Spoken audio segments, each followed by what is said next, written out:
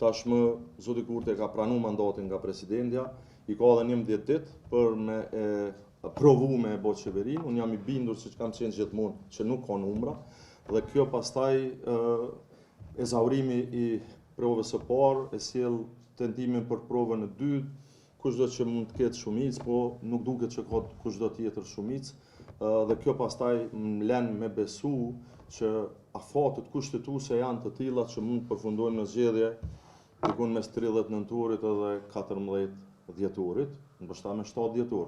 Kjo është matematika e thjeshtë, si më thonë, e procedurës para nesh.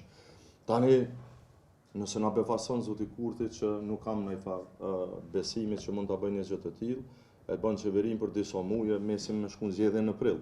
Po unë besoj që është e kohë çfarë do qeverie tash, e cila do të kishte një jetë shkurtër dhe do të kishte mundësi që të sillte ndonjë dobi. Mendoj që është e domosdoshme, e rëndësishme dhe e dobishme që të shkohet në zgjedhje sa më parë. E prej këtij momenti ku po shoh zgjedhjet, mekanizmi që na çon zgjedhje është dështimi i krijimit të qeverisë.